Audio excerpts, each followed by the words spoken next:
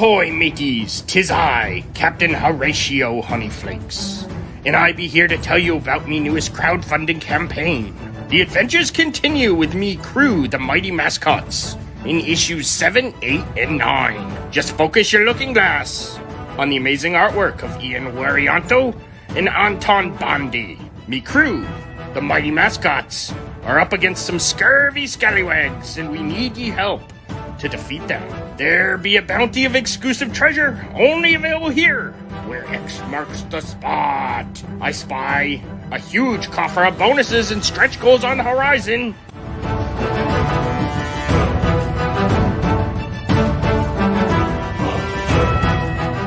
Then please consider pledging so we can continue these adventures with the weirdest crew I ever had the pleasure of sailing with.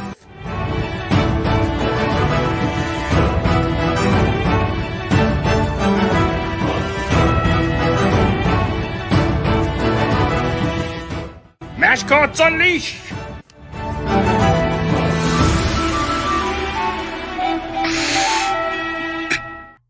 Hey, everybody. Welcome to another episode of Indie Comics Relay. I'm your host, Keith Gleason, creator of the Mighty Mascots and promoter for the Plastic City Comic Con. And with me is always Johnny C., creator of Sartana, Surrounded by Death, and The Pond. And The Pond, just for Roger Morocco. Just for Roger Morocco. What's up, buddy? Feel like how's it going, man? I mean, we just saw each other pretty much a day ago, right? I know. Well, you know, you never forget when you serve a prison sentence with somebody. Well, I was going to say, like, the first and probably the last Spring Fling comic thing, you know? Yeah. For potential in that place.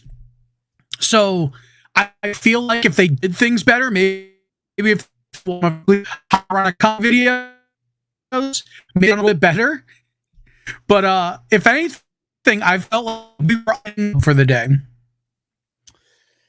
Yeah, I got some of that. It seems like your microphone is going all over the place there, but oh, am I cutting out? Yeah, say something again. Oh, no, you're fine. I don't know. Yeah, I was just gonna. Can you hear me? Can you hear me now? Yeah, I can hear you now. Yeah, maybe. Yeah, good. Okay.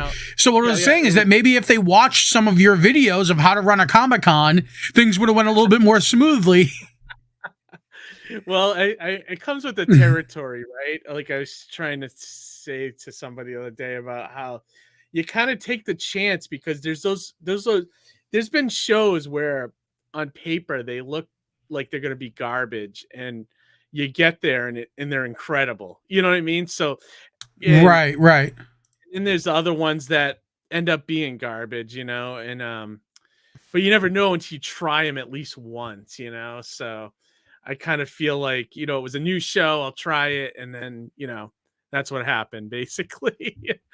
Well, if anything, like you said, you never know. Haverhill was fine, and then, you know what I mean? Where you know, if I didn't know better, if I didn't have recommendation from you, I would have been more skeptical.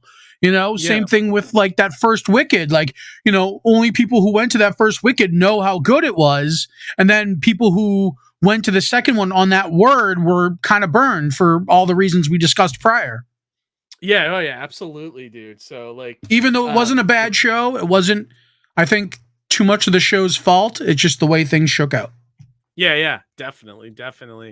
So yeah, we'll see how the rest, you know, shake out for this year, you know. So I was thinking about it. I'm limited on my shows for this year. I've got San Diego next, Terrificon. Oh wow! And then, you know what I mean. So I don't have a lot between now and July, which is actually a good thing because I only have a month pretty much until then, or a little bit over a month.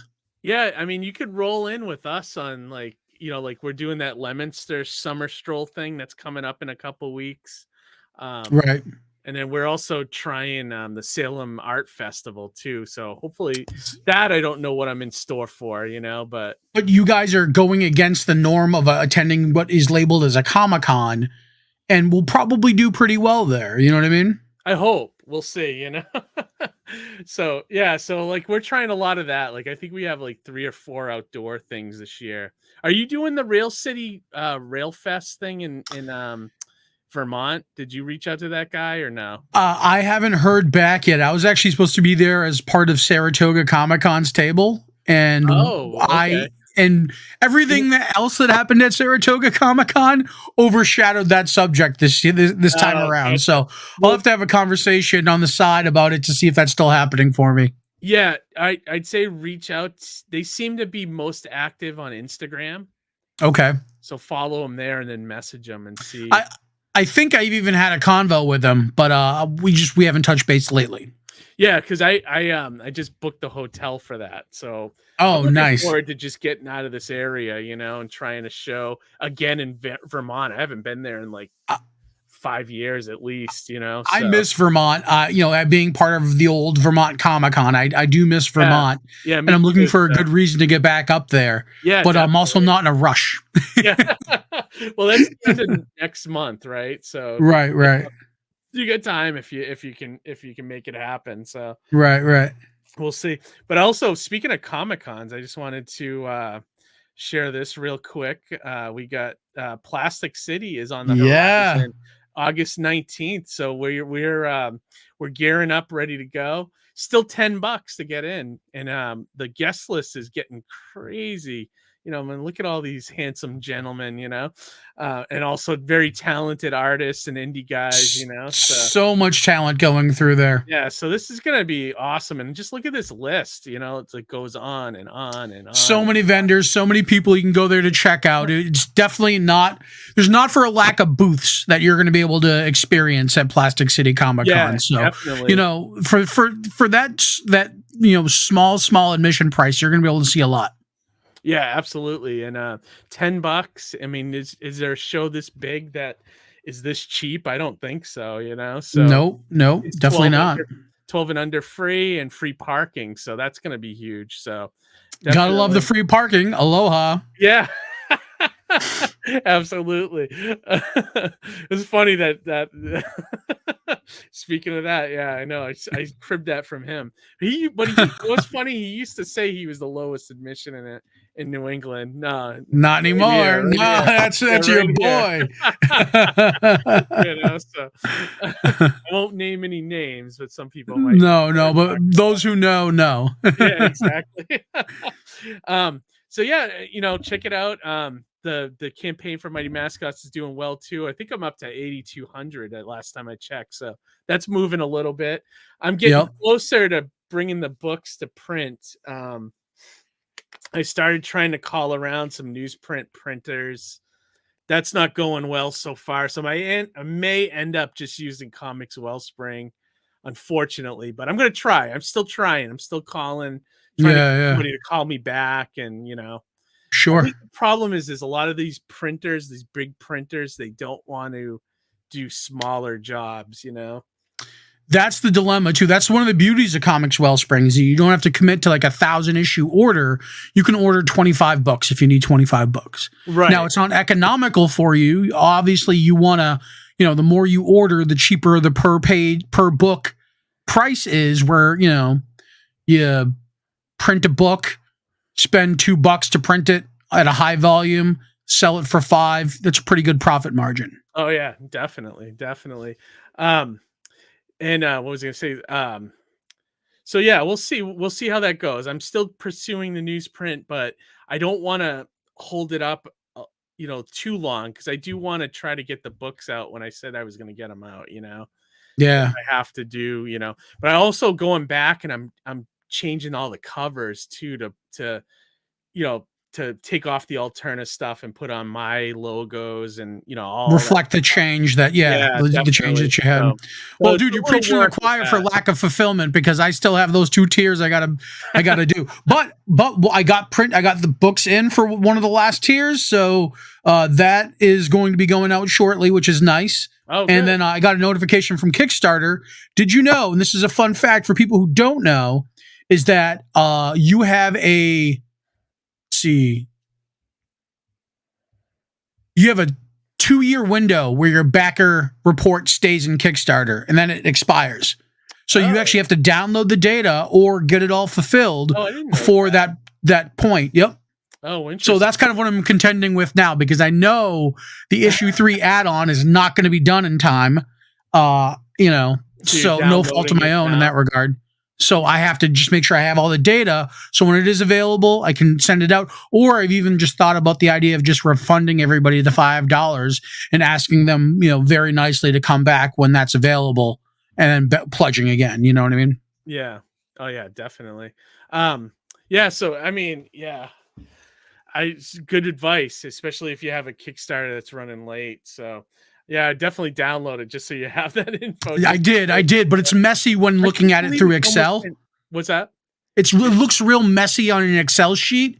It's nice having the grid of it being presented in Kickstarter. So doing it in a timely fashion through Kickstarter is definitely recommended. Not that you won't have the data there, but it's just visually not appealing or conducive in the other format. Gotcha. I was gonna say, like, I can't believe it's already been almost 2 years. That's crazy. 2021. Wow, that's nuts. It didn't seem that long, but I know. Anyways, so we got 2 great guests tonight. Speaking of Kickstarter, they both got Kickstarters going. One's a returning guest and fellow creator at Alterna. And the other one's a brand new creator that we haven't on the show, but also a fellow Qbert artist, though. You got ties to both of them. Yeah, exactly. So I'm just going to sit back and listen the whole time.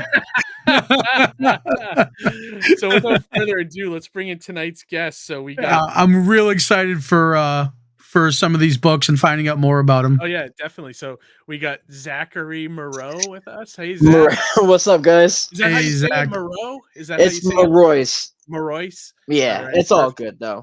Awesome. It's close enough, right? Nah, I'll just kill you later. Yeah. We're glad to have you on, Zach. Yeah, we're glad to have you here. And then also we got David Lucarelli returning to the show. What's up, Dave? Hey, David. Hey, guys. Good to see you. Glad to have you back on. Thanks for having me. Funny? Dave was like our 3rd guest on the show, like when we were Feels like yesterday. Yeah, really. That was crazy. It was a long time ago. And but yeah, great. Thanks for joining us, guys. And I know you guys both got Kickstarters, and we always start off the show, and it's been long enough that with Dave, I can ask this question again. We always check on like the origin of creators, like how you guys kind of got into this business. Like, was there like a movie, comic, TV show, or something that kind of put you on the path to wanting to be like involved in comics and like making comics, that kind of thing? We could start with Zach, since you're new, and let us know what you think. What your thing is. My dad was definitely a shithead, right? So growing up, was a very, very rough time. And so when it comes to wanting certain things, it was very, very rare. So 5th grade comes around. I just moved from the middle of nowhere, like up in Wayne, New Hampshire, middle of nowhere, like the house where Courage lives. And then, going to a city state where Lowell, Massachusetts, right? So one day we're just going on a drive to the hospital. My dad's girlfriend at the time, she had an appointment. So we're driving on the highway. We passed Drake, Massachusetts on the highway road. And I see the store called Command D. Oh, I know Command D, yeah. Yeah, like, oh, right, okay. Brownie points for that. So, like, superheroes painted on the building, dude. And it's just, as a kid in 5th grade, it blew my friggin' mind. I'd never seen anything like that. And I was like in the car, I'm like, Dad, can we go? And he said, maybe if you fucking behave in the hospital, maybe I'll think about it. My dad says that kind of thing. He never takes me. So like, I'm just like, all right. So I literally was in the hospital with my hands on my ass, just like, behaving, mouth shut, like, just didn't want to like screw up anything. My siblings are just acting a fool.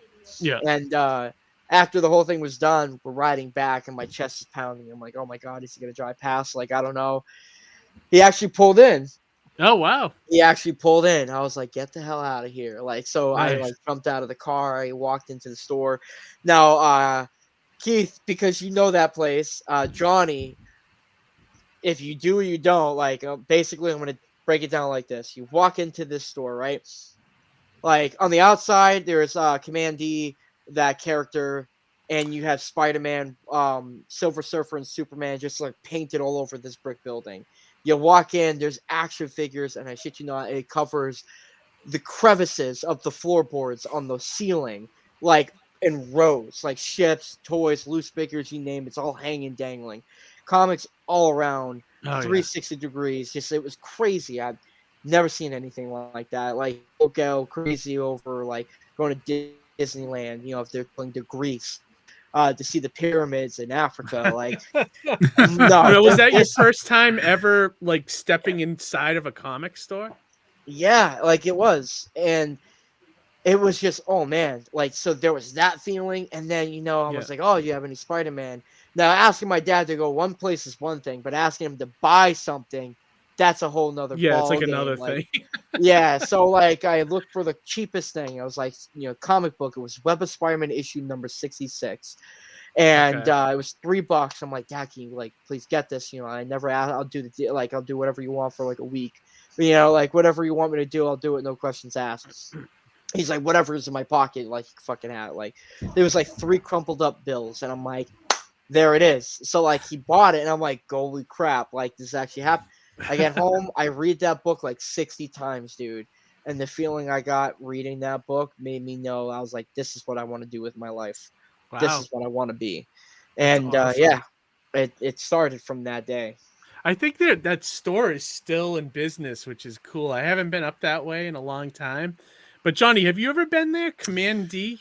I've heard of it, and I actually had one of my coworkers was like, "Hey, this comic store is pretty close by to my house," and brought me one of their postcards. Yeah. So I've never actually been, but I've been aware of it for quite some time, and have been meaning to get up there. It's not too far, but it's far enough where it's a little bit of a drive for me. Yeah, it's the thing that makes it remarkable is it's like got a painted. Like they took the whole storefront and they basically painted that famous cover of Commandy where he's like in the raft and the Statue of Liberty is like falling behind. You know which cover I'm talking about? I know exactly what you're talking about. Yep. Yeah, so they painted that all on the wall. So you drive by it, it's just this you can't miss it, dude. Kirby mural. It's unbelievable. That's awesome. I posted a picture of it years ago on Twitter, and it like went viral for a little while because people were like going nuts about it. It's cool when you could see like a comic space or a comic shop that's more than just like you walk in and it's books on a shelf. Like they make it that much more. I'm thinking more specifically too, and this was a few years back. I was driving through the backwoods of Wells, Maine.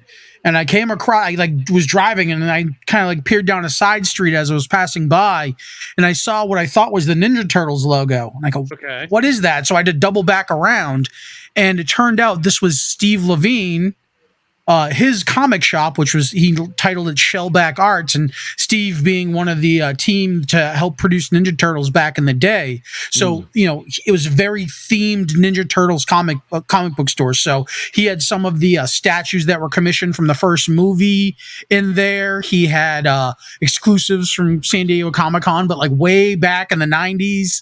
And the second floor was an art gallery where he had Kirby art.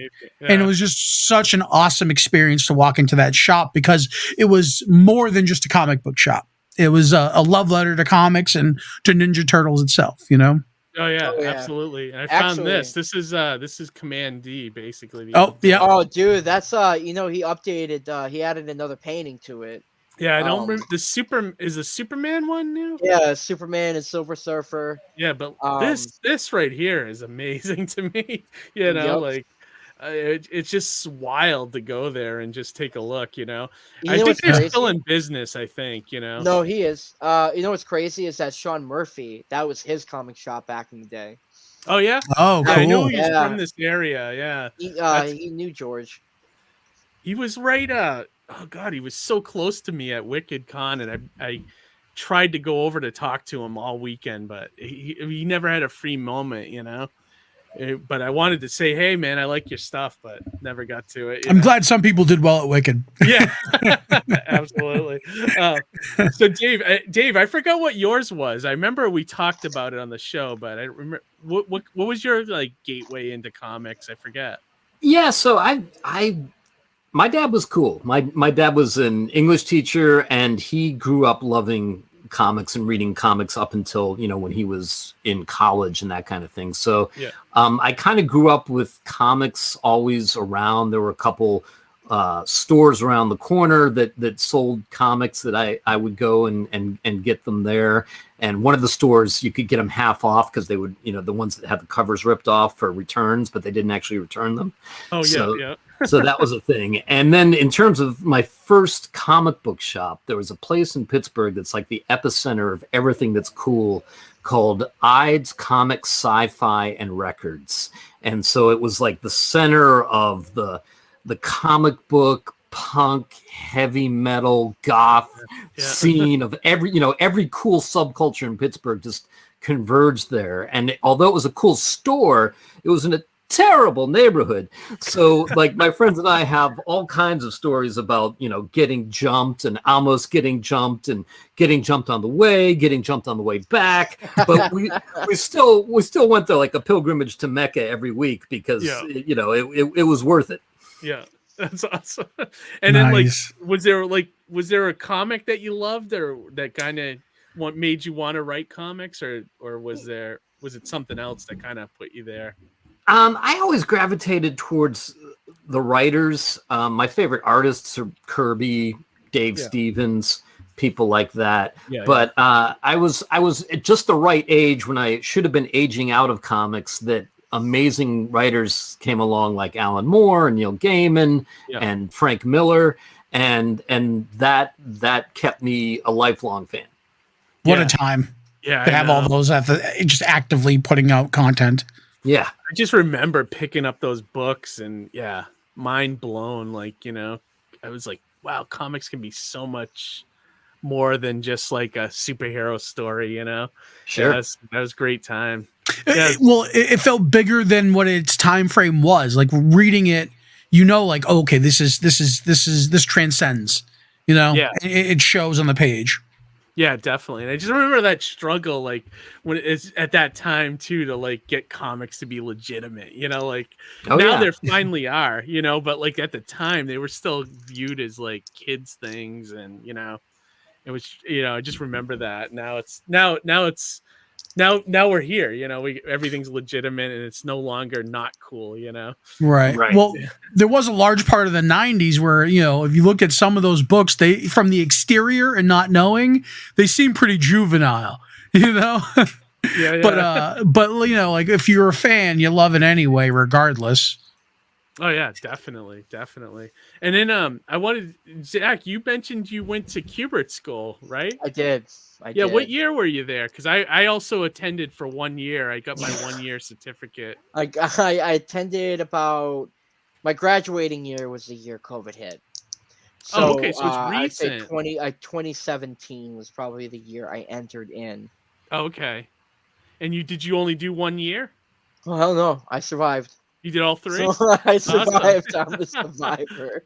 Wow, dude. God, I did my 1 year back in like 95. So like you were in the golden years. Yeah, way back. I'm not knocking the place. It's a love-hate relationship I have with it. But if I had a chance to relive those moments, I'd do it in a heartbeat. It's just my year was during the transition. So when I came in, things were kind of like rocky. Second year, still, you know, we were losing certain things every year that I kept transition advancing. You mean like when they moved the school to a different building or something? No, right? new owner. New owner. Yeah, Anthony Marquez, who used to be the editor at Dynamite Comics, stepped in because he used to be a Kubert School student back in the day. He stepped in and he pretty much saved the school. Its reputation is starting to, you know, be back to what it was once again. He's trying to revive it because it's stagnated for so long. Oh, interesting. Yeah. So I didn't realize it started to go downhill once Joe died. Is that what happened? Fuck it. Yeah. Yeah. You could definitely tell that it was certain things about it that, you know, was being ignored. Certain things. being in the Interesting. lifestyle at the school. And then some things were just, kind of, it was like a repetitional thing. Like it was just like following that pattern that was already there. And, the comic art industry has always been improving. It has always been, surpassing certain things. And we were just falling behind. And the school needed to get with the program, and it wasn't. So Yeah. Anthony knew that, like we all did, and he stepped in, he saved it. So the Cooper School is going to be back on the map, like even higher, I believe, That's in good. its reputation. So, Interesting. Yeah, because I kudos haven't points to him. I haven't like looked back on it much since I was there. And yeah, I know there's some Facebook groups about it and things like that. But back in the day when I was there, the exciting thing about the school was like Joe Kubert did like his whole I remember the first day I went, it was like a Joe Kubert like was on the stage, like it was like an assembly talking to the whole school. Like when you had those in high school, Yep. Except Oh, it they was like, knocked that part Yeah, down. Because that was at the new school, right? Not. this was the old school when it was like inside of Yep. an old this was inside an old high school or something, and they Yep. only No, used half that's of where the it's still school. at. Oh, is it Yeah, really? they Did they knocked take that. it over? So they Cooper School bought that's its location where it has been. But that gymnasium auditorium part, they knocked that down. There's a Walgreens Oh, in there. interesting. Yeah. There's a Walgreens there now. Yeah. There's Oh, so wow. the school's there, but the extension to that got knocked out completely. So that parking lot is where the Walgreens is. But Oh, wow. um, Yeah. Wow. I gotta yeah, go down there sometime and see what it looks like now. a But lot has yeah, like changed, back man. in the day, like we'd see Joe around the school all the time, and he was still teaching at the time. And then you would go to the store, like the school supply store to get like pencils and pads and everything. And right next to that store was Andy and Adam Kubert's studio. So you'd walk by sometimes and they'd be in there drawing X-Men, because I think they were on the X-Men at the time. And it was just like surreal, being like, In a that kid trying to environment. break into comics and stuff, Yep. And the other thing notable that I liked about the school that was interesting was it had that reputation that you talked about as being the only school like it in the world. So in my class alone, I had a kid from Spain, I had a kid from Ireland in my class. Everybody in my class was from all over the place.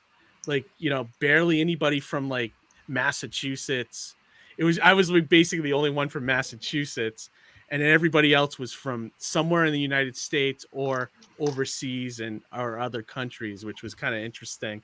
And it was always kind of cool to see how all the how they approached comic art. It was Oh way yeah. different from like I was, and you could It's just see the intimidating. different levels of skill there. Like I was somewhere in the middle, but there was people that were worse than me and people way better than me, so Oh, it was like, it was definitely intimidating. Like it is. that whole act of comparing yourself. You had to just cut that shit out and just like Yeah, you focus kind of on just yourself. did your thing and then Yeah. try to like turn your assignments in, I And the will way- say it definitely brings out the weirdos, like the weird people, like because just like damn man, the art industry, really they all get the weird people from like everywhere.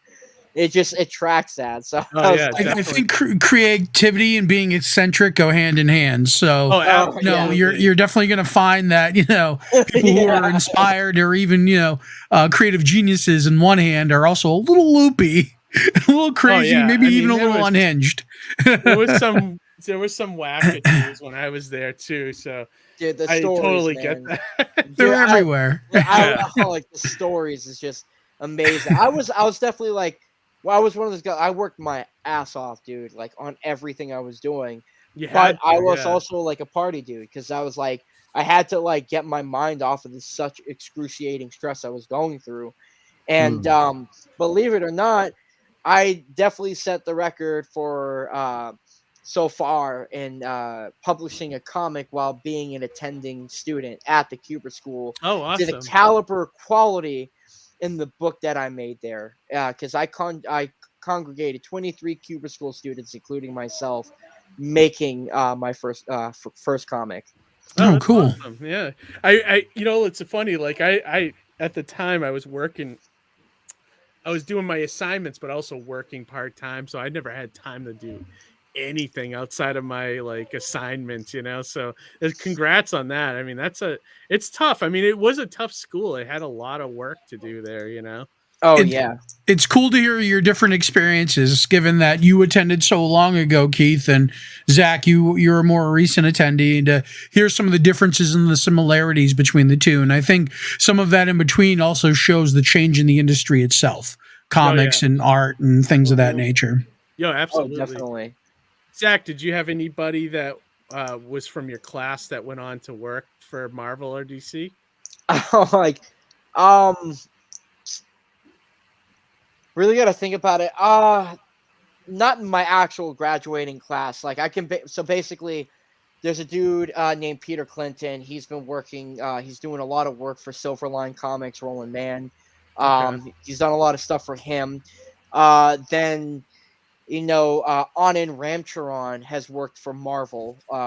He's done, and he's also, I don't know what company he works for, but he does some of the most gorgeous stuff I've ever seen. And That's awesome. He's killing it in the game.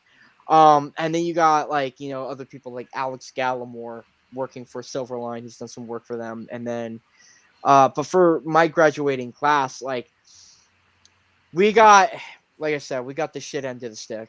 COVID happened. It screwed us all equally hard. I can imagine. It was kind of like, once it came, editors, some of them got fired, laid off. Not to mention, what is it? DC laid off how many people at the time? Marvel laid off how many people? That was like when they closed the doors for a while and they weren't making stuff. Yeah. Things were scary, man. Like, we didn't know what was going to happen next, Yep, it happened. And then, what is it? But Kickstarter or and Indiegogo crowdfunding campaigns, those were the highest grossing years for those campaigns. So when I launched Voyage to the Call, my second book, but it was my first time launching on Kickstarter, that it funded, because at that time frame, if anybody had anything, they needed to go to a crowdfunding campaign. That's absolutely. where everybody was buying. It was like a scary time, and I remember that, though. It was like the perfect time to launch, even though it didn't feel right, because the rest of the world was like kind of scared of everything, and it ended up absolutely being the right time. It didn't stop Todd McFarlane. That's right. He made a bank, man, on that. Oh, right on that, on that action figure. I was one of the people that pledged on it. That's actually one of the I was like, dude, if fucking Todd McFarlane, he's got something going right here, because why would he launch at a time where everybody's home? Because everybody's on the computers.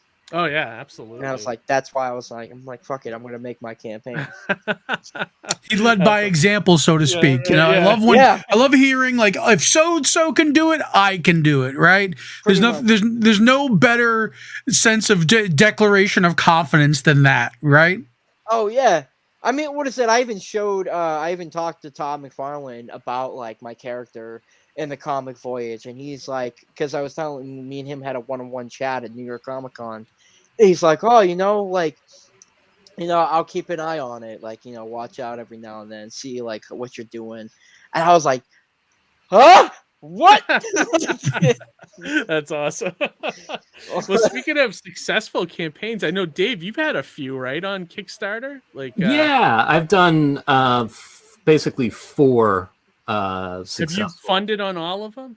Yeah, funded on all of them. Awesome, man. And this, I've got the 5th one running right now for Tinseltown, Losing the Light. Yep. And I've read the mini-series, when it was in the newsprint form from Alterna, and it was great. I actually think I liked the Losing the Light one better than your first mini-series. Oh, thank you. Thank you. I love the series a lot, and I love the whole background of the character Abigail, how it was inspired by your mother. I love all that stuff. And I don't know if you want to talk about that a little bit. Yeah, with sure. The audience, So Yeah. for those of you who aren't familiar with Tinseltown, it's a period crime drama about one of the first female police officers in Hollywood.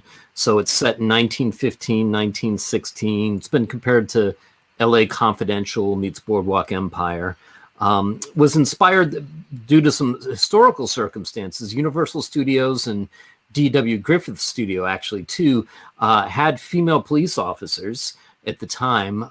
They kind of functioned as a cross between lot security guards and people there to amuse and assist the tourists, and dealt with petty crime, and also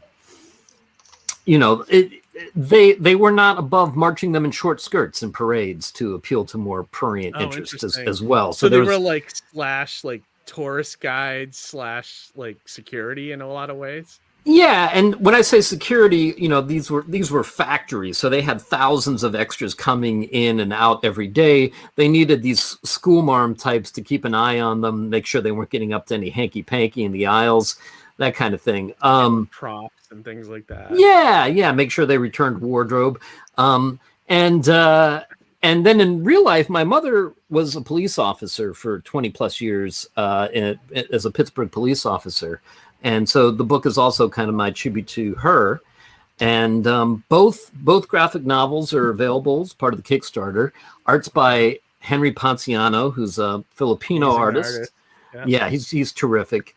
And they are director's cuts. So it's both editions have, I think it's going to end up being 5 additional pages of story content in both books. Yeah, and unreleased new pinups in both books, and volume 2 is going to have an introduction by Tony Isabella, creator of Black Lightning. Oh, really? Oh, cool. Oh, wow. Would you run into him at a show, or do you know Tony? Or I don't know him. Somebody told me he was a fan of the book, so I reached out to him and really? I said, "Hey, would you be interested in doing this?" And he said, "I'd be honored." So, that's pretty badass. Dude, that's awesome, man. Yeah, that's really cool. I like talk about badge of honor there, right? Yeah. That's way cool, dude. Isn't it? It's kind of wild when you find out like a higher, like a creator that worked for Marvel and DC likes your stuff. It's kind of wild, Yeah, I grew up reading his column in the Comic Buyer's Guide, which before there was an internet, that was sort of the weekly window into the comic book world and industry too, Oh yeah, definitely. My wife's sharing the link here as well, so we're going to take a look at both campaigns in a minute here. But yeah, I so now your mom was, you say she was a Pittsburgh cop? Yeah. So she never worked in Hollywood. You No. kind of just took that, like you read some of the history on the cops in the Hollywood scene, and you kind of put 2 and 2 together. Is that how it worked? Yeah, I mean, I myself personally have been working in Hollywood for more than 20 years, so I do know a little bit about what that's like, and the studio lot culture, and enough to make it feel authentic. Although obviously I wasn't there in 1915, but yeah. That's awesome. So I'm fascinated by the whole Hollywood thing. So is it just like when you go to work, is it just like, like a normal job to you? Like you'll just see like an actor walk by and it's like, whatever, I've seen that guy a million times? Or is it like that? You don't get so like starstruck or anything like that, is what I was kind of getting at. Yeah, definitely. You could run into any famous actor on the Fox lot at any time, like in the commissary or just walking by and go, "Oh, that's yeah." It's funny. There was one late night that I was walking home to my car, and off to the side, I see like all these explosions going off, and in any other normal circumstance you'd be like, "Oh my god, what is going on there?" But because you're on the studio lot, you're like, "Oh, they're filming something over there, some special effects." Yeah, that's awesome. What do you think, who's the biggest star you saw just walking around in the commissary that you can remember? I don't know. I mean, just in Hollywood in general, sometimes you see people like I've worked with him, but I also just saw him like at the New Year's celebration at CBS Radford Studios. Like Al Pacino was just walking around. Oh, really? Oh, cool. Yeah, that's awesome. Yeah, no, that's I don't normally get starstruck, but there's certain people that I think if I saw, you know, in real life, I'd be like, oh my God, that's what's You know, his it's face, funny. you know? Like, I'd probably be starstruck if I saw Tom Jones walking in front of me. I'd be like, what? Like, I get a little starstruck with actually comic guys too, like, because like, you know, for a lot of us, like the comic books are our movies in a lot of ways. You know what I mean? So like, Sure. when you get to see the person that created that experience for you, you kind of get like a little starstruck, you know? So I think what were you to gonna a say, certain Johnny? extent, you know, because I felt like I have a certain modicum of I get starstruck over, you know, actors or creators or writers who I'm passionate about their work, and their work genuinely kind of spoke to me. But also, like, if you work in the industry like the way Dave did, or I'm kind of thinking back to my internship when I worked at a radio station, when you meet some of these celebrities coming through the door on a daily basis, you kind of get like desensitized to it, where you lose a little bit of that instant starstruck fandom, and you're just kind of like, oh, like, hey, how you doing? Whatever, you know what I mean? It becomes more casual, you know? Yeah, because you gotta kind of strike that line of being professional too. Sure. It's like, you know what I mean? So you try to be like, oh, you know, even like working at conventions, it's kind of the same thing, where you try to keep it very, you know, casual. And, you know, if you're like, at best, if you're a fan, you'll ask for a selfie or something. You know what I mean? Yeah, right. Yeah, Right. Yeah. That's great. So yeah, no, so I love the whole backstory of your comic, Dave. Like, I really think it's cool. And then your other book too, your vampire one, you base that on some kind of real historical thing as well too, right? Yeah, so the other book that Henry Ponciano and I did, the Children's Vampire Hunting Brigade, What which it was. is, I was trying to remember the name. yeah, it's a trilogy, and that's available as part of the Kickstarter too, by the way. But Cool. that's more of a coming of age gothic adventure, punk rock Buffy set in Scotland.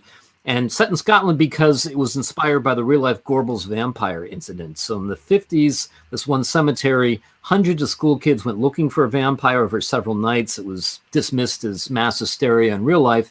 In our book, they find it, form the brigade. Half century later, there's a couple juvenile delinquents drinking in that graveyard on the night the vampires come back. Oh, interesting. Wow. Kind of like a 50s version of like the Slender Man or something, right? Like, is that what it kind of is? Well, it's interesting that you say that, because there's subsequently been a lot of stuff that's come out about what inspired them to do that, and it turns out that that cemetery was kind of the equivalent to what the internet is today for kids, right? Because it was a working class neighborhood, school would let out, and that was a place that all the kids could go and roam around and be free.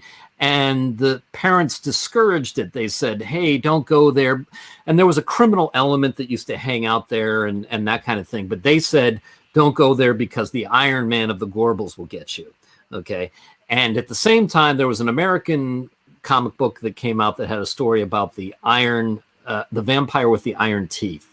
So the current theory is some kid managed to conflate the Iron Man of the Gorbals boogeyman with the vampire with the iron teeth. Gotcha. There's all kinds of reasons why the cemetery would have seemed very ominous. There was a steel mill behind it that was going 24 hours a day, spewing fire and smoke into the graveyard.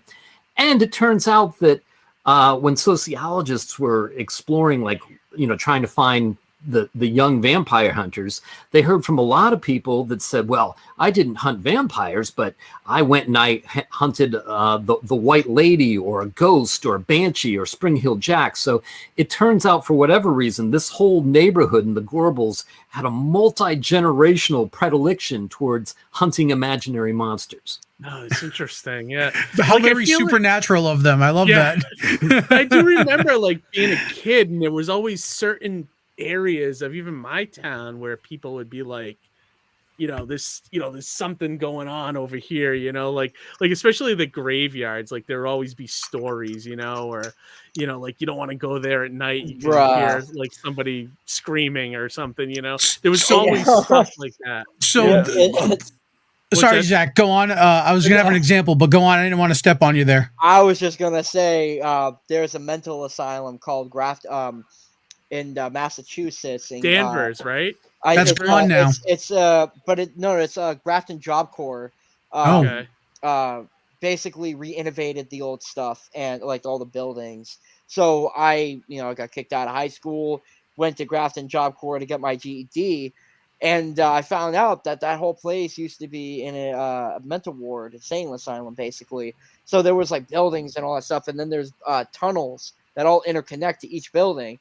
So I traveled them, like I was like not supposed to because I would have gotten kicked out, but I went into the tunnels, seeing the shock tubs all on the line. That was that in Danvers, Zach? The old Danvers Hospital? Do you know? I could look it up for you, like because I was just going to say, Session 9. Session 9 was filmed at the Danvers Hospital, and they show a lot of those tunnels. And there's no better look at a great, like, abandoned mental hospital than watching that movie. They filmed every nook and cranny of that place, and it's all on display. Also, like, you could tell, like, the real star of that movie was the asylum. The asylum like itself. The Overlook Hotel is to the Shining, you know? And there's also... Grafton State Hospital was a psychiatric hospital in Grafton, Massachusetts that operated from 1901 to 1973. It is the site has been redeveloped with Tufts University Cummings School of Veterinary Medicine as a major occupant for Grafton Job Corps. Okay. Oh, wow. Yeah. But it sounds a lot like the Danvers Hospital. Yeah. Yeah. Along the same lines, I think, Johnny, probably. Right, exactly. Dude, my urban myth example is that we had this this old abandoned mansion that was on the top of a hillside that was all concrete. It was concrete, and the myth was that the wife commissioned the building to be made mostly concrete because she was worried about fires happening in the house and burning the place down. So they even had like benches and tables. Things were, a lot of it was concrete, right? So the story goes, and I think it was really just to keep teenagers out of there, was that there was it was haunted by a 12-foot Indian. If you were going to go up there late at night, you have to be wary because it would also be pitch black, but it would be haunted and you could be murdered by a 12-foot Indian, Native American Indian. Oh, man. And, it's just too funny that we all have these local urban myths, and a lot of them are really just to keep teenagers out, right? Yeah, absolutely. and mine was the ones in Leominster were mostly around like certain areas or like Chuck. Harry. Apache Chief, or I was thinking even the Indian in One Flew Over the Cuckoo Nest. Wasn't he? The chief, early guy. Too? Yep, yeah. Chief. The chief, yeah. But yeah, like all of ours were like around cemeteries or like specific fields or something, like, and you just knew, like, everyone had a story, like I think people like fed into it, it's interesting how it happens in a lot of places, so for sure. Well, I mean, David provided a great example of how two myths were kind of jammed together to form a new one, stories kind of get mixed down the line.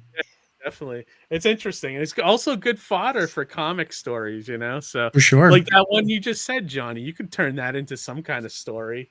I'm sure. I really, honestly, man, like horror and sci-fi are just like really good genres. And like when I hear all these cool like things, it just, man. Yeah, I mean, like you build a story from real life sometimes, or maybe a spark of the story comes from real life or real, something you heard or seen, So it's always good. I was just saying, well, David, you have a propensity to kind of look back into history to create your stories. Is there just a certain affinity to that, or is it just the nature of the story you're trying to tell? Yeah, I like going down the rabbit hole and kind of extrapolating from there and saying, well, that's an interesting circumstance. What would that have been like to experience? Or, I know that this is considered a myth, but what if it had actually happened? That kind of thing, for sure. Yeah, like live vicariously through the research kind of thing. Yeah. I mean, for Losing the Light, I actually did a ton of research about some of the first espionage and terrorism in the United States. Was happening around 1915, 1916, primarily on the East Coast, because the First World War was happening and the United States hadn't entered it yet. And so it was ostensibly neutral, but because of the way the blockades were set up, the American ships were sending supplies that were getting through to Germany's enemies, but not to Germany itself. And so you had all these German sailors that were stuck in the ports due to the war, and they started planting like pipe bombs in the ships to blow up the supply ships. And the United States government was covering it up because, you know, American businessmen were making money hand over fist supplying all these supplies for the war, and they knew that they would probably get involved in the war eventually, but they were trying to delay it as long as possible. So yeah, that was just some of the research. There's a great book by Howard Bloom called Dark Invasion, that talks about all the German espionage that was going on in the United States. Interesting. One comment here from Darkstream. He said, "My town's streetlights spell hell when looking down from a certain peak." That's interesting. That's great. That's creepy. That's a good one. That's Jared Brown there, our friend Jared Brown. Spark for a little story there, you know. That's pretty awesome. But yeah, no, I love that. I love your stories like that, Dave. Like the stuff that you can find from just doing research on, you know, things that you like, I guess, you know, like, are you a history guy? Do you like reading that stuff, or do you do it more because you're looking to do a story, or is it like a little bit of both? A little bit of both. Yeah. Nice. Just throwing that out there, David, I followed you on Instagram and Twitter. So okay. You better follow me or else. All right. You got it. Right. Awesome. But yeah, so you guys are both here with different projects for Kickstarters. So I definitely want to take a look at both. And we'll watch the videos and everything. I have Zach's here right now. So let's let's fire it up. So this one's called The Voyage. It's issue 1. Tell us a little bit give us the pitch for this, Zach. Like if you were all right, brace yourself. Pretend I'm Marvel and you're gonna pitch me the comic. So when you're watching Predator, Enemy Mine, and any other good sci-fi film out there, what's one of the biggest underlying issues with them? Even though they're phenomenal films, you know, they're masterpieces, but one of the problems they have is that the main character is always the human, right? And wouldn't it be cool if you could see Predator on his own home planet, you know, off on his own adventures, doing his own thing that makes him so cool, which is why people go to the movie theaters to see. You know, they see the Predator. So you see this a lot in all this stuff, even in comics, you know, when they're in sci-fi comics, like the human characters are always the main characters.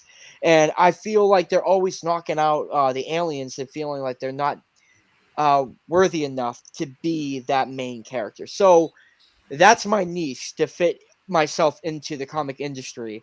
So I bring you Voyage, and you focus on this individual named Sonderon. He's basically your Indiana Jones in space. Okay. Goes on to all these little misadventures, right? But a little bit about him is that he was exiled from his star system. He is on a hero's journey to find this artifact that is broken into many pieces, into like little tiny spears that needs to be reunited once again to unite the universe, to make it whole. And the only people that are aware of this, you know, this journey, like the lore behind the spear and nod, this artifact, is, you know, cults, conquerors, because that story is like a dead religion. It's a fable to tell your kids at night to make them behave, you know, and there's very few individuals that know about it, and Sonderon is one of that very few. Now, once he goes once he's exiled from his star system and he goes on to that journey, he's like an 18-year-old kid that acts like they know everything. Once they get kicked out and they have to explore the world, you know, for the first time, then they don't know everything. And Sonderon fits into that part in his life, you know, when he sets foot onto another planet. He's just experiencing everything and doesn't know, like, anything at all that's coming out against him. So, you know, he's very people can manipulate him. He's very gullible, and so on and so forth. But there's some good qualities about him that will, you know, make him, you know, that's sorry, I'm stuttering. That there's some good qualities about him that make him survive through it all. So Gotcha. he's So like survivalist. he has some flaws but also he's got good qualities to make him like a good leading man hero. Exactly. Yeah. That's Yeah. awesome.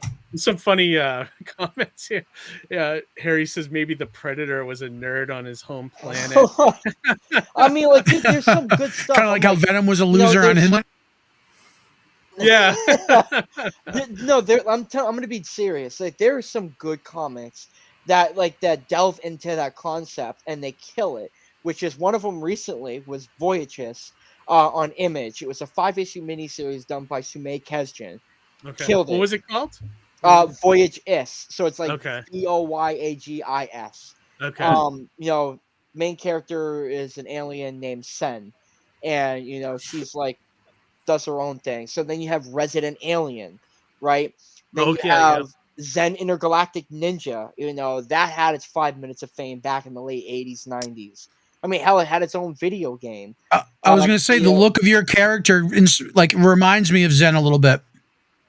Yeah, a little bit. Yeah, I grew up reading like Zen, and you know, I guess there are some inspirations that could come from that stuff, no doubt. You know, these characters, they hit that note, right? And I feel like that needs to come back. Like sci-fi comics are just not hitting that note, that chord.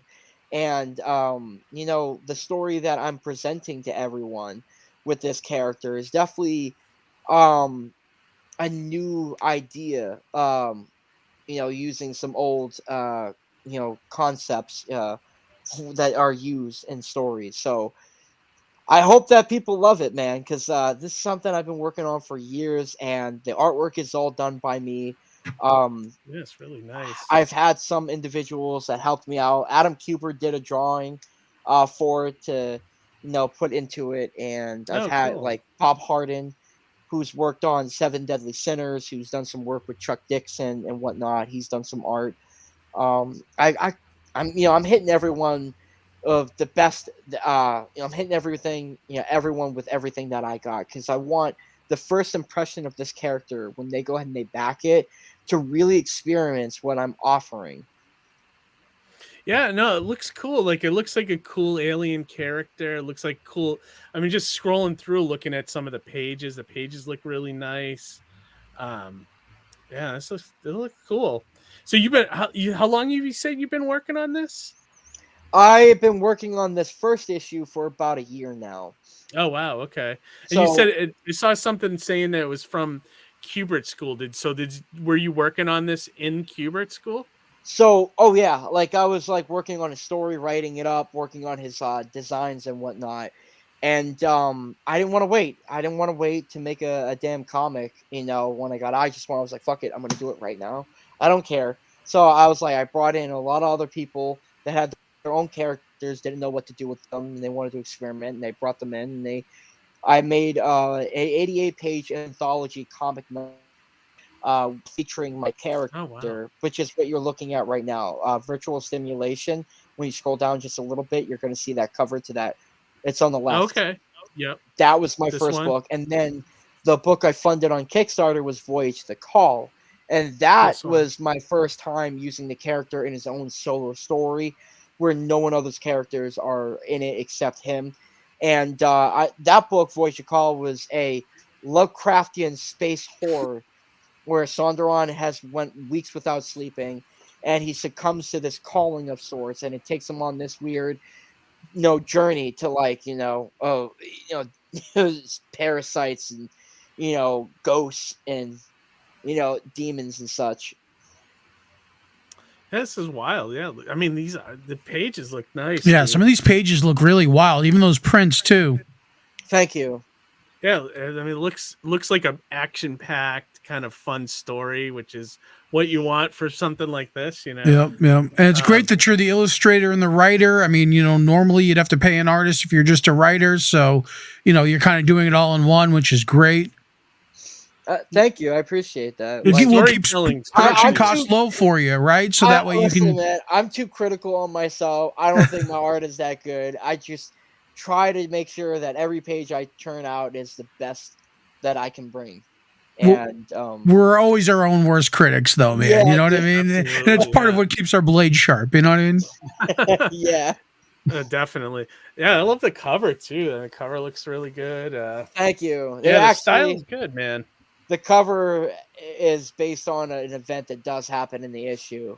I have a habit of not of doing covers that are related to the story, because I know a lot of artists, they just like to do a cover just because it's cool and it's got no relation to it. But like, this is like a certain moment that happens in the issue exactly. I was Gotcha. like, that's what I wanted to do. Is how long is the video? It's only a minute. Okay, Like, yeah. Let me dip out real quick and make sure I have the audio checked, and then yeah, let's roll that footage. I'd like to check it out here. Hang on one sec. Let me dip in, and I always forget to do that for some reason.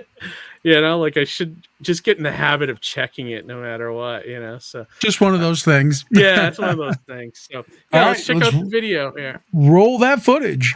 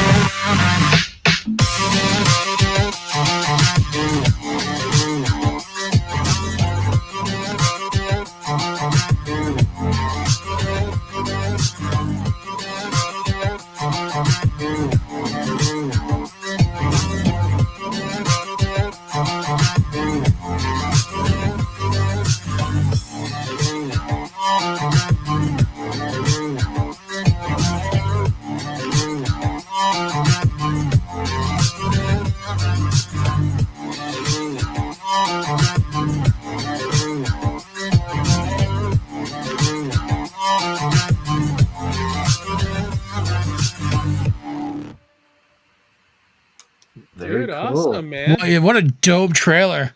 Yeah, that looked great. You know what's funny is that was my first video I've ever made, and yeah, I only spent like 4 hours on it trying to figure out how to make a video. So I I saw that was a minute and 50. I would say my only advice would be to get it down to a minute or less. You know, people's attention spans are so awful, you know, nowadays. So, you know, but yeah, this looks cool, dude. I think it's a cool looking alien character, and it looks like a cool adventure. So let me put the link in the chat here. And then what tier is there? Tiers that you've been recommending to people on the campaign? Honestly, I'd recommend. It's tough because I like giving art out to people, so I like recommending the $100 tier because it's an ink bust sketch that I can do on a comic book backing board of whatever you want. Oh, that's cool. But you know, people they obviously don't have that kind. I definitely recommend. Oh, so you get like a whole. So this is examples of what the sketches would be. Yeah, that's really cool. So $100. Nice. So and you mentioned the book is complete, right? Yeah, I mean, like, dude, like, let me put it to you this way.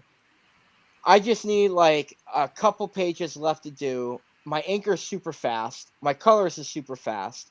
And the letter's on standby, and he's also super fast. We're all QB school students that have been working on other published stuff. So I don't like mediocrity. I need top quality. And we know what we're doing. So people are not going to wait long for this at all.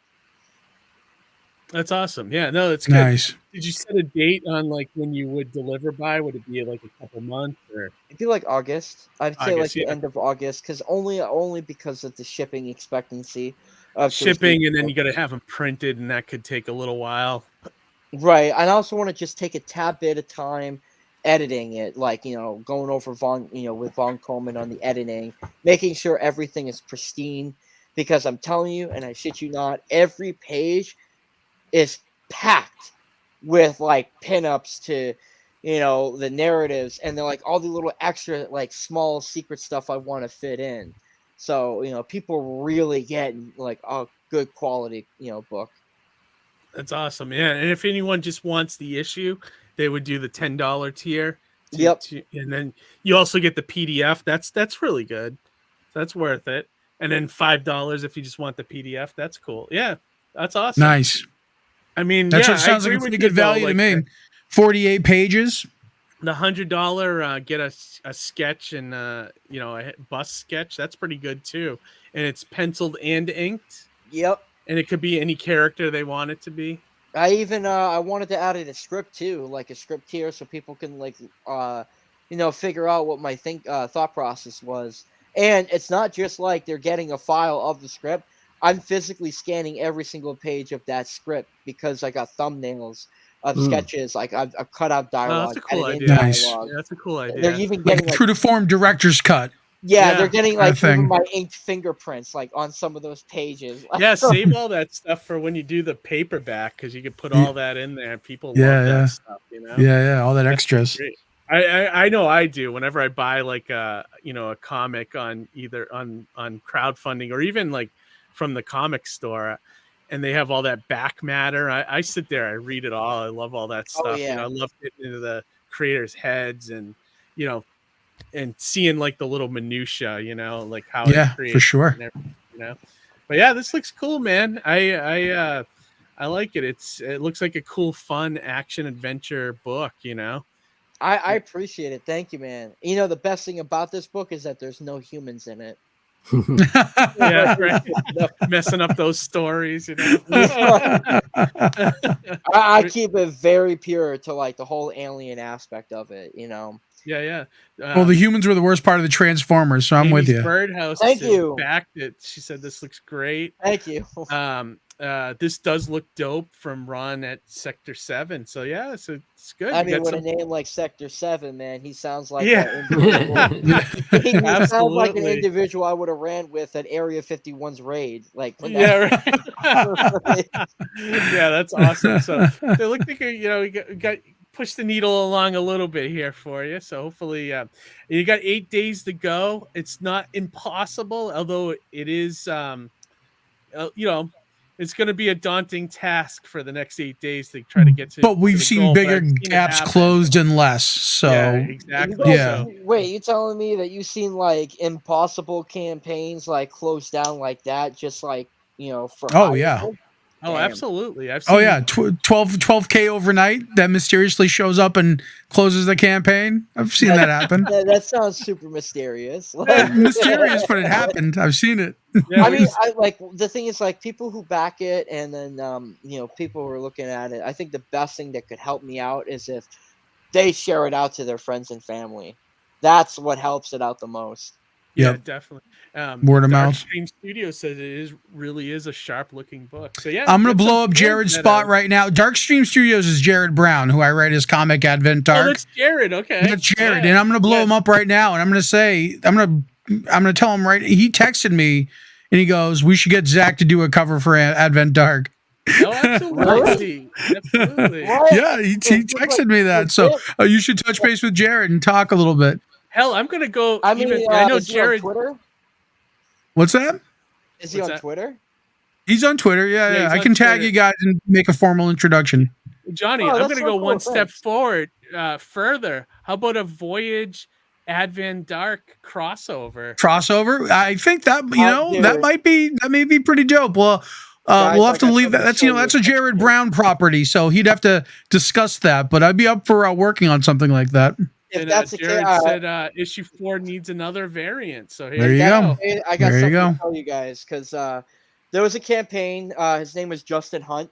He launched a campaign called Ninja Witch, and it just funded recently. It was a 10K goal, and I asked him if I could do a fan pinup crossover piece between my character and the character Ninja Witch.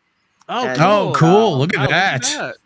That is gorgeous. Yeah, that's really good, so it's man. like Sonderon and this character Ninja Witch going up against like these weird, I don't know what they are. They're just like weird creature like thingies. So really cool, man. Look at that.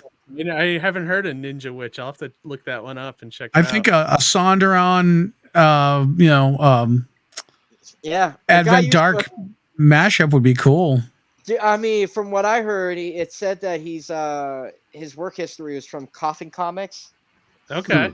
Oh, from isn't that the Lady Death guy there? Yeah, Brian Pulido. Brian Pulido. Yeah. Yeah. Yeah, that's awesome. The comments are coming in. Ben Soto said that. Wow, that's nice.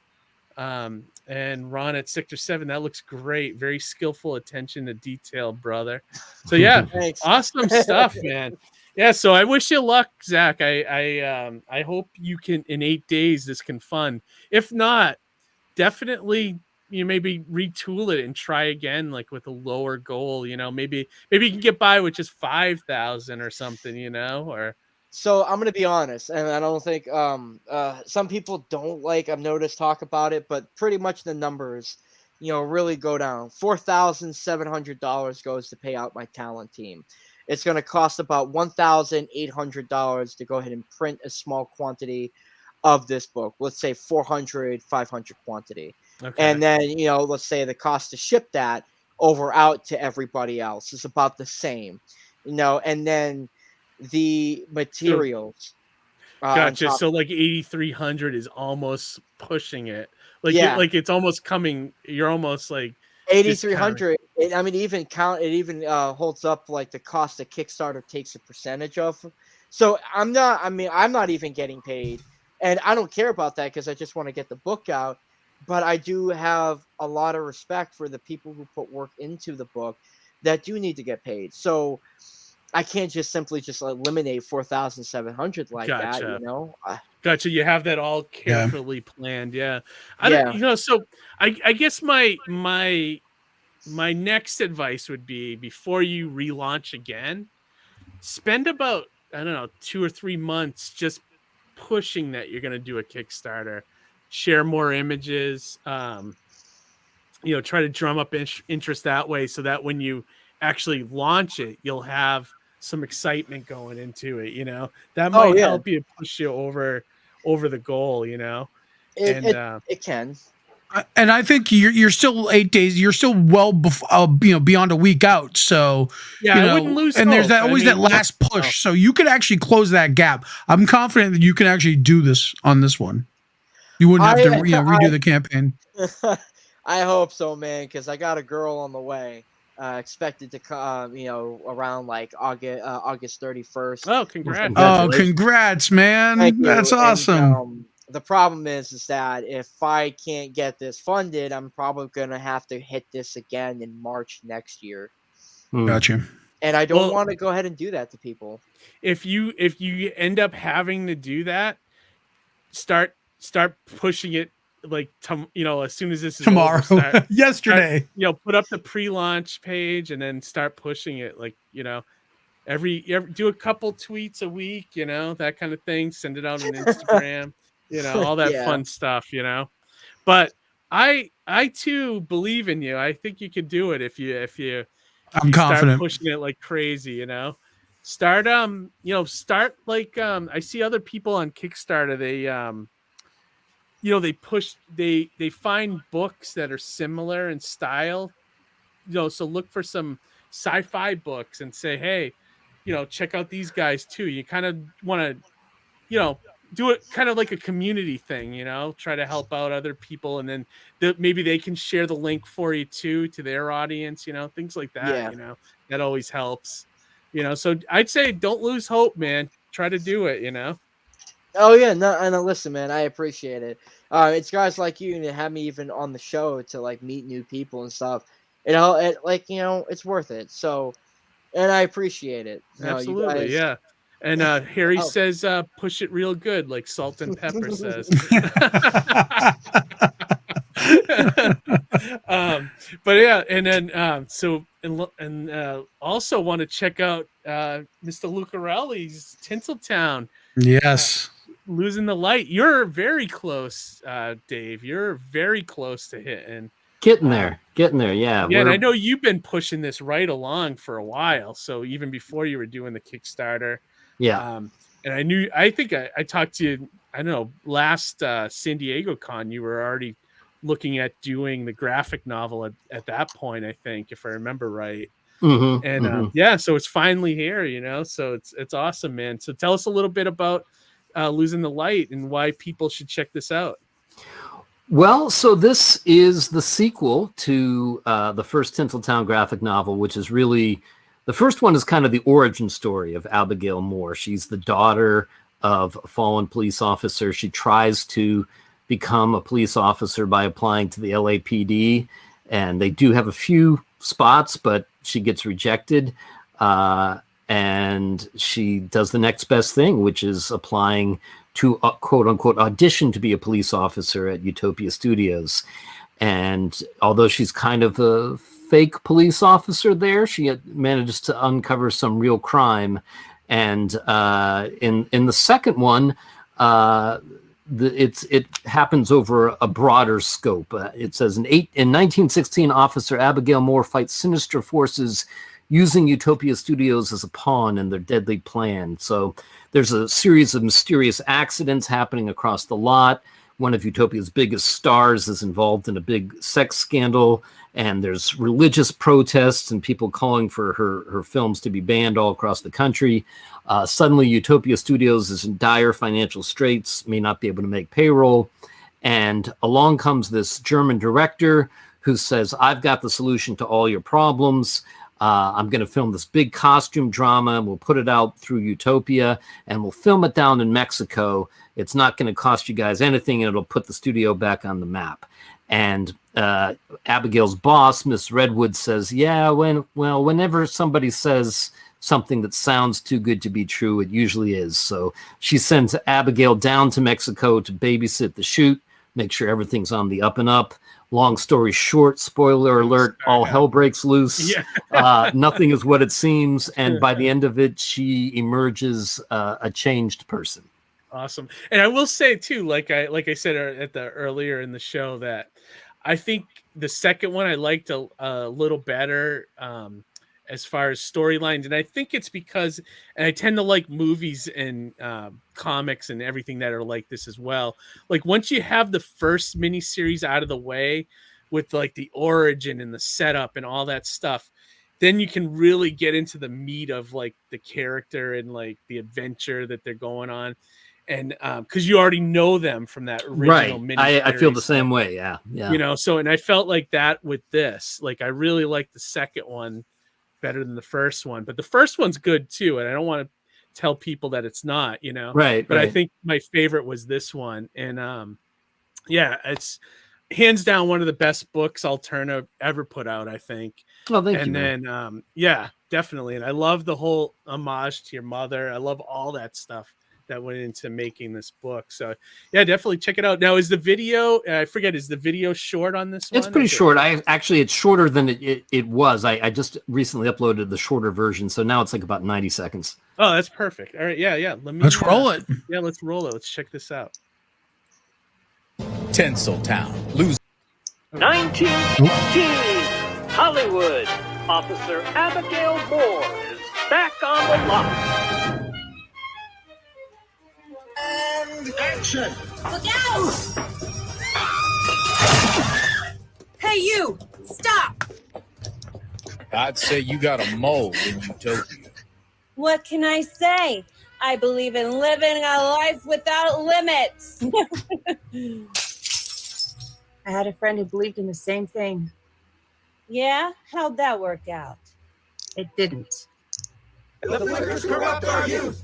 The flickers corrupt our youth! The flickers corrupt our All youth! right, that's enough. Extra war in Europe. She's him. trust no one. Keep an eye out for anything suspicious. And watch your back. I killed my wife. I watched the light go out of her eyes. Just think what I'm going to do to you. Tinseltown, Losing the Light, featuring all 5 issues of the limited series, plus the Tinseltown short, Pinboy, and 2 brand new pinups, live on Kickstarter. Awesome, dude. This is Awesome. great, man. Great trailer, man. Thank you. It's very it's like a motion comic, you know, like it has like that motion comic kind of feel. Like if you ever wanted to do like a whole issue that way, it'd be kind of like a fun video, you know. Yeah, who's got the time, right? Well, Now, luckily, oh, sorry. I was just gonna say, luckily, I have some actor friends that are willing to donate their voices. And Yeah, that's great. Yeah. What were you gonna say, Zach? I was gonna ask because so do you need like a couple issues finished before going to Alterna Comics to like print under them, or do you own it 100% when you go to them? Yeah, so basically, yeah, the more that you have finished, the better. Basically, I think the minimum that you would need would probably be the first issue, but the more, if you have more than that, that's better, and you do still retain ownership. Yeah. Yeah, it's yeah. I would say if you're gonna submit to them, you definitely got to follow the guidelines to a T, or you won't even look at the book, you know. So if you're planning on doing that, definitely go to their website and just grab the guidelines and all that and check it out. Right. You know, so but yeah, Dave, no, this looks cool, man. I don't know if you saw my wife said she backed it. Oh, thank you, Amy. I already have the singles, but we love the collected editions too, you know. So yeah, that's good. So we get another backer there. But awesome. yeah, I was gonna take a look at everything here. Sure. You know, as we go through. It's very classic. I like it. You know, damn, I can definitely tell. There's like a cool sense of art noir in it. Yeah, that I'm absolutely. digging. It's definitely got that, like you said, Dave. I think like LA Confidential, or you know, like something set in the 30s. Like it has that feel to it, you know. Yeah, if you like Perry Mason, you know, if you like Agent Carter, that kind of thing, even. This might be a book you might want to check out. Yeah, that's a perfect one. Like the new, like I even like that new Perry Mason that's on HBO. Is like right. Gotta feel like this, you know. So yeah, it's really cool. And the covers are great. And Henry is such a great artist too, you know. He was great 10 years ago when we started working together, and he just gets better with every page, every panel. So yeah, does he really do any other comics, or is he just exclusive to you? No, he's done other stuff. He's got a book coming out through what's the company's name? I think Red Star. Oh, okay, I've heard of him. I think. Yeah. You know, like so much. I mean, I think the best thing he does is the likeness. Like every character has like a distinct look, you know, and the action. Like even this panel right here, so good. Like really good stuff, you know. Yeah. Just. The artwork is good, and the storyline obviously is great too. So, yeah, everyone check this out. Let me share this. And I'm excited to hear that there's new content in the first volume. I actually had to change my pledge just to rescoop the volume 1. It's a great story, and I'm curious. I didn't read this new one. I don't know if it's out yet officially or anything. But right here, right? Yeah, that's one of I think that might be the only picture I have of her in uniform, because she was cool, notoriously camera shy. But I vividly remember she was going off to work one day, and I said, "Wait, let me get your picture," and she was like, "All right." That's great. And that's a picture of Laura Oakley. She was actually the chief of police at Universal Studios in 1915. So. Oh, gotcha. Wow. Okay. Oh, I love that you included all this stuff how in here. hard they would have been. Like the women, they probably did not fuck around. Like, right. Dealing with all those egos and all that crap back then. Oh yeah. Yeah, that's awesome. Even just looking at her, she's intimidating. Yeah, right. you want to mess around. Yeah, and then we got the first volume here. Yeah, there's the first volume, and then if you go down a little bit further, I'll show you. There's emphasis on. So these are hot off the press, the T-shirts. Oh, T-shirts! Oh, look at that! Man. Yeah, that's a great idea. those you are haven't like done anything for this series, right? Like T-shirt wise. we did all over shirts for the first campaign, but the company that makes those doesn't exist anymore. So these are a little more subtle, I think, a little more classy. The one on the left is, that one's been out. We just added the one on the right, and that's got like new art, hot off the presses, exclusive from Henry there. So that's great. Cool. So this is a new image he just produced. He just made it. Like I got this like 2 days ago. Yeah. Oh, nice. Okay. I love that contrast. Cool. It looks great. I like you got the enamels. I saw those when I saw you in Plastic California. City. Oh, in California. Oh, yeah, in Plastic City too. That's right. Yeah. Yeah. And those are cool. Badge 226. That was my mom's badge number. Oh, is it really? Cool. That's a fun fact. That's a cool thing. Yeah. Yeah, that's cool homage. And then you got these are all the. Is this a print set? Print set. Yeah. So you've got a couple by Henry. The one in the middle is by Ryan Wynn. Oh, Ryan. Okay. Yep. Yeah, and then down there's a couple covers. Those are a little smaller, and then the one on the far right, that's an oversized version of the trading card. Here. Yeah, this one right here. Okay, yeah, I like that image too. Is that one of the covers? That's actually the back cover of the first trade. First trade. Okay, yeah, I like that one a lot. And on the far left is a mashup of Tinseltown and Judge Dredd. This one right here. Yeah. I don't know if you can see it, yeah, it is. Yeah. That's great. Yeah. I gotta tell you right now, Judge Dredd, the 2000 AD magazine is one of the best. No, not one of the best anthology comic I've ever fucking read. Oh, nice. No, I don't think anything touches that magazine. Like, oh man. Yeah, it's awesome. And these are all the cover images and so is this all stuff you can get? Like you can get you can get all this stuff. You can get all the single issues. Oh wow. Yeah, how many issues do you win? So it's 10 issues of the 2 miniseries, and there's a connecting story that is included in volume 2. Got it. Yeah. I don't know how long have you been at this? For a while. And because we want to be really honest, there's a couple of issues that have one little flaw there, which we pointed out that they're not.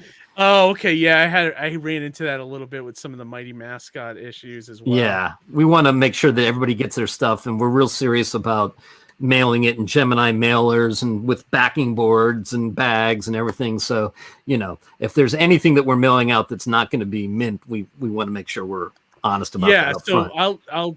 I'll definitely go. So if right here is what Dave is talking about. There was a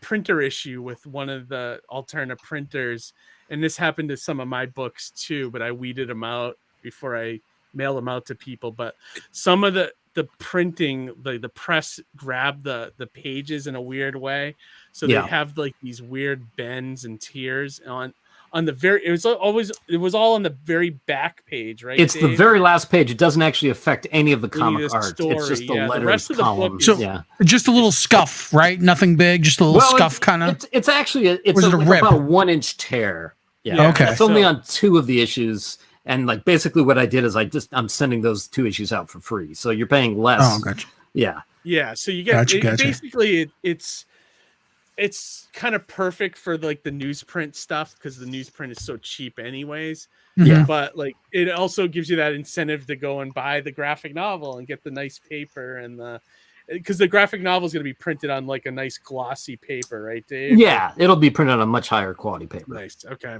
Perfect. Yeah. So my wife ordered it, so I'm looking forward to reading it again and reading that extra story, which will be great. Yeah. Psyched for the extra story. And then here's the other series. The other book I was telling you about. Yeah, Children's Vampire, right? Yep. I ordered the box set of this from you a while ago. Yeah. I've only had the chance to read the first one though, so I gotta get back to it and read the rest. But yeah, it was good. I liked the very first one a lot. Oh, thank you, man. So yeah, this is another. If you haven't read, this wasn't put out by Alterna. This was on your own, right? You did this one on your own. Kind of. The first 4 I did on my own as individual issues, and then I was approached by a company called Creator's Edge. They actually put out the first 2 graphic novels, and then they kind of stopped putting out other people's stuff. So I did the third one under my own imprint. Gotcha. Okay. Gotcha. What's your own imprint? I forget. Abacab Studios. Abacab, that's right. Okay. Which volume 2, speaking of it, is of Tinseltown is through Abacab as well. Although Pete is actually designing the book, so it's going to look, very similar to the first volume. It's just that Alterna's no longer putting out graphic novels. Oh, gotcha. So you're going to do this one on your own, pretty much. Yeah, but he's working on the design, so. Oh, that's cool. So you can keep it kind of uniform. That's good. And that's good. They always have the graphic. Because I've been hearing lately that a lot of people are going back to graphic novels. Like it seemed like they were kind of dying down a little bit, and now they're picking up again. So people just want that collected story, So they don't want the single issues and having to wait in between getting them. They want just the full thing in one whack. Right. Right. So it makes sense, In a way, it's kind of like the history of like Charles Dickens. The stuff would come out in serialized form, and then it would be collected in one big novel, and it would be slightly rewritten and kind of tinkered with, and so I like to think we're carrying on that fine tradition. Oh yeah, definitely. Dr. Mask, hey, thanks for joining us, buddy. Never noticed the tear. I will have to check and see if mine is good. Yeah, these are the best quality ones that we have left in stock. I mean, so yours may be fine. These are just the only ones that are left, basically. Yeah. He also said, can you just get volume 2 of the Children's Vampire Hunting Brigade? If you were to say if you were to add $20 to your pledge, I will make a note of it, and I will make sure that you just get volume 2. Oh, there you go. Yeah. All right. So there you go, Dr. Mask. And then floppies are death. They want to binge. Yeah, that's what we're saying. Like basically they want to binge a whole story. And Dr. Mask said floppies are death. I love that. Somebody's still fighting for the cause. That was always, but comic readers are always on both camps. Like I still like floppies and I like graphic novels. I have shit tons of both over here at the house, Yeah. Both 2 piles that I haven't read of graphic novels, and then a pile of comics I still got to get caught up on. I'm starting to learn to love digital. Let me tell you, especially with the global comics. I know. I don't want to go down that hole yet. But you gotta though. It's almost like that's going to be the future in a way. You gotta learn to love that digital. Plus, digital is great when if you're looking to back other creators. What better way than to back digitally, because you're not like having to deal with like making them have to ship, right? They're just sending out an email or a message and the job is done. It's just like in the majority of other creators, when they backed Surrounded by Death, they backed at the digital level. And it made it that much easier. And it's just kind of like a show of moral support. It's like, one less Gemini mailer to have to send out, buddy. It's pure profit for the creator. Especially overseas stuff, Oh yeah. Amy's Birdhouse said, I like both as well, but I don't enjoy hunting for singles I may have missed. Yeah, that's my thing too. I hate the hunt. Some people love the hunt. I hate the hunt. I just want it. Like, I don't want to hunt. I don't want to go to a million stores. I just want it, Right. Dude, the hunt is real for me, man. Some people love the hunt. It's not for me. You know what the hunt ends up being? Overpaying for it on eBay. That's what the hunt is. Let me put it this way. For Amazing Spider-Man, I only need 40 issues left to complete my collection. Wow. And I've been hunting since like 5th grade, ever since I started collecting. Yeah, man. I trust me, man. Nothing like, because there's a reward to it when you hunt. You find you're like, let's go. Yeah, you got one. Yeah, for sure. Word from Darkstream says digital doesn't smell like a real comic. 100%, no, there is that. Man, there is that. And nothing smells like newsprint, let me tell you. And then I forgot, Dave, you were part of the Cthulhu. Oh, Cthulhu, that's right. Yeah, that's right. So we got a story. That's right. Yep, the old gods ain't what they used to be. That's our story. Yep, that was a real great story, man. I love that one. Oh, thank you. Oh, and I forgot about this completely, Dave. Yeah, so on your own off Broadway, like, talk about that a little bit. Sure. This is a play last summer that I wrote and directed and produced. We had a couple sold out runs in Hollywood, and we filmed it. So now there's a pay-per-view version available as part of the Kickstarter. It's about completely fictitious band who rose up from the gutters of Hollywood in the 1980s to become a cultural phenomenon, and how for one brief shining moment it seemed everything was possible. And it is a play that is in no way affiliated or endorsed by Motley Crue or any of its members. So, but oddly similar in a lot of ways, right? yeah, maybe. Maybe. It's Crue adjacent. Yeah. No, that's great, man. So how was that experience? Like, I couldn't even imagine doing, like, you know, making my own play and then managing everything about it. Like, how did that go? Was it like a good experience, bad experience? It was great. I originally didn't want to direct it. I wanted to have a friend of mine direct it, but he was busy, and so I ended up doing it. And I think because I've been working with actors in TV and film for 20 years with my day job, I kind of felt like I knew what I was doing, and the actors themselves were a joy to work with. And they were like, Dave, we had such a good time working with you. You know, we want to work with you again. You should make a movie and put us all in it. And I thought to myself, maybe I should do that. So that is one of the next creative projects on my plate. Is I want to do a short horror film with some of the cast. Yeah, nice, awesome. Man. That's awesome. Well, you know, if you need to promote it, let us know. You know, I appreciate that. I'd love to talk about that whole aspect. We'd love to debut a trailer. Yeah, that'd be great. Yeah, that'd so be that's cool. cool, man. I like that you're kind of branching into that a little bit. Do you have any other comics that you're going to be doing? So I think what's next for me, I want to do a horror anthology. I want to do like maybe a 3-issue all ages superhero book, and then I want to do volume 3 or the 3rd Tinseltown miniseries. It's going to be called Tinseltown Lady Killer.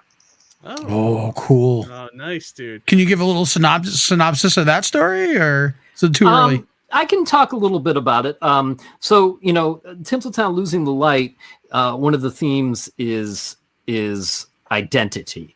You know, the people that change their names are actors that come out to Hollywood to reinvent themselves, spies that have aliases, and women who get married. Right. So that's an interesting cross section. And then in Tinseltown Lady Killer, it's really going to be kind of an examination about the nature of fame, because fame is, as we know today, is beginning to be defined by Hollywood in about 1917. So you have the upside of fame, which is, you know, that it can afford an individual total freedom, you know, all the money in the world to do whatever they want, and people have heroes and they're put up on pedestals. And then the dark side of that is, of course, the fan who becomes obsessed and can turn against someone on a dime. And then in America, the other 2 ways that you can always become famous is you can become an outlaw or you can become a killer. And all 3 of those things, because of the nature of the Hollywood film industry and organized crime, were coming together in a very real way, you know, right around 1917. So that's kind of what we're going to be dealing with. I like that. Nice. Like a perfect storm of everything kind of blending together. Sounds, I'm assuming that's going to be kind of like the 3rd act epic finale kind of thing. We'll see. Yeah. I feel like you can do a lot of stories with this character and this setting, you know. So that's great, man. I like that. It sounds great. Thanks, Harry said, "I want to be in the Indie Comics Relay play." Can you imagine Harry, you play yourself, and you do it so finely. Right. But yeah, no, this looks great. And then I always ask too, like, is there a tier that you recommend for people on the campaign? You know, if you're new to Tinseltown, I would say get the complete Tinseltown, either digital or physical books, because that way you'll have the whole Tinseltown story. If this catches you up to Tinseltown, then I would recommend that you get the complete Tinseltown and the complete Children's Vampire Hunting Brigade, because even though they seem like different stories, very different on the surface, you know, they're both stories about people that are trying to find their way in a world that is at best indifferent to their existence and at worst openly hostile to it. So if you like Tinseltown, you'll probably like the Brigade. Oh, awesome. Cool. haven't seen anyone do this, which is kind of cool. Like a GIF. Is that what? Yeah, that that's is? what that is. Yeah, I just great. I got a little crazy. Yeah, I didn't think you could do that on the perks. That's a great idea. That is cool. I like that. Person's attention because you're watching the whole thing. Yeah. That's really cool.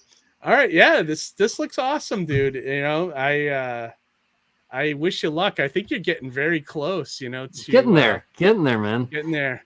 So hopefully, you'll hit. You have 9 days to go, almost the same length as Zach. You know, so hopefully, I think we're at the same day. Yeah.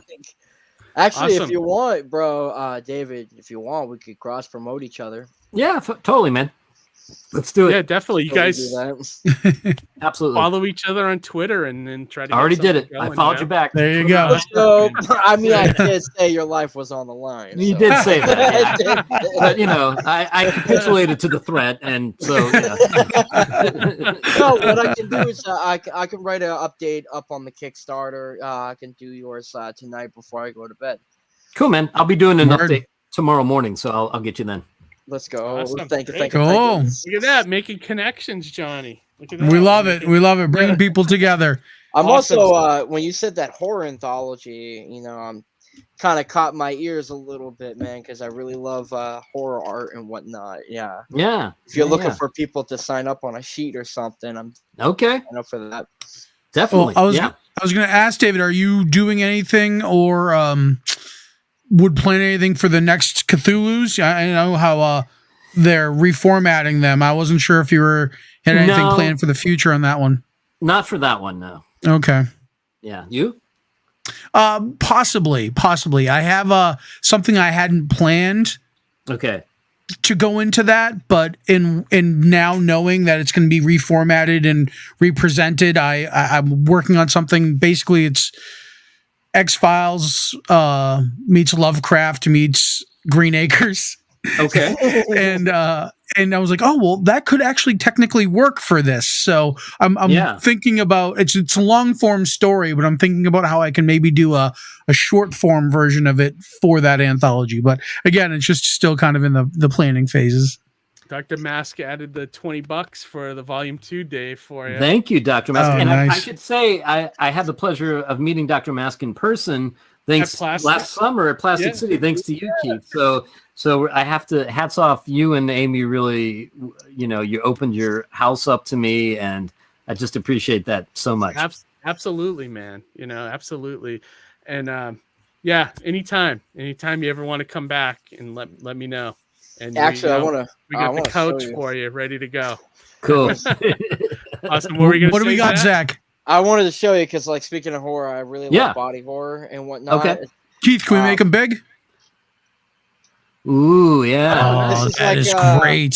Because we were talking about like lore and whatnot of like monsters and whatnot. So I was like, you know, what does the Skinwalker's true form look like? Okay. And this was like my take of what they kind of look like. I love it. And you can see like great. the tree is kind of like its veins are like, you know, sucking its way through, down there, and she's kind of feeding on like this new skull that she just like consumed. And I also got another piece. There's a little Geiger flavor there, just slightly. Yeah, absolutely. Mm-hmm. Yeah. I never heard it that way. This one's my other one. Oh, cool. Oh, nice. Yeah, those are nice, Zach. Very cool. Very heavy metal. Yeah, get a little bit of heavy metal feel. Yeah, I could see that. Cool. Love that. Yeah, man. I will definitely. We'll be in touch about the horror anthology. Oh yeah, I would love to do something like that. Yeah, definitely. And Amy said, Dave, you're welcome anytime. Oh well, and if you guys need to crash in LA, anytime. Yeah, awesome. Thanks, man. Appreciate that. But all right, we've been going an hour and 45 minutes. So time I think flies, it's about man. time to wrap this up. Before I do that, though, let me share both links out to the chat once again. This is the link for Tinseltown. Yeah. And then let me also share the link for Voyage. Let's go. Oh, it just occurred to me the one tier I forgot to mention about Tinseltown is our top tier is you can get an original digital drawing by Henry Ponciano of yourself getting arrested by Abby. So that is cool. That's a great idea. That's a good that's a good tier. I like that.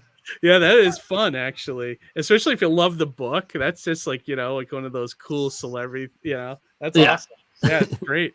So take advantage of that if you love Tinseltown. That's a great idea to have your like self-portrait, but being almost part of the comic, So love that. That's great. So as we wrap up, if you guys want to go around the room and share any social media links where people can find you, I shared the Kickstarters in the chat already for you guys. So any social media, go for it. At David B. Lucarelli for Facebook and at David Lucarelli for Twitter. Awesome. Zach? For everyone looking, it's right there. See that? That's my name. It's Zachary's Art. That's on Instagram and Twitter. Awesome. There you go. Awesome. Awesome. And Johnny, how about you? Anything else you want to add tonight? No, I just wanted to thank Zach and David for taking the time out to come onto the show. I know we all kind of hold busy schedules when we're creatives and we're working jobs and we're doing everything. And so we really appreciate you taking the time out of your schedule to come on, share your passions and share your work with us. Thank you, thank you, thank you. And everybody out there, please back Zach's Voyage on Kickstarter. Please back Tinseltown, Losing the Light from David on Kickstarter, and be excellent to each other. Awesome. Thank you. Couldn't said it better. Thanks for having us, guys. Yeah, absolutely. Yep. And if you have any money left over, there's still a little campaign on Indiegogo for Mighty Mascots 7, 8, and 9, which I'm starting to shop around printers. So we're getting close to printing that and actually sending that book out. Those books out, I mean, to backers soon. So hopefully, nice. So check that out. Otherwise, have a great week, everybody. We're off next week for Memorial Day, so have a great Memorial Day. And then we'll be back the following week after that, which I think is the Global group of Comics? editors from it's the group of editors from the Scott Snyder class. Oh, cool. They're doing their own anthology called Tales from the Cloakroom. So that's going to be cool to pick their brain and how that whole works with Scott Snyder and all that stuff. So for sure, that'll be fun. Any last words before we close out this episode? I actually got to skedaddle. I got to take my son to basketball practice. Okay. All right, Dave. We're wrapping up. Thanks, right Dave. now. So sorry for running so long. Have a great week. And most importantly, read some comics. All right. Definitely. Good night, take care, guys. Take care.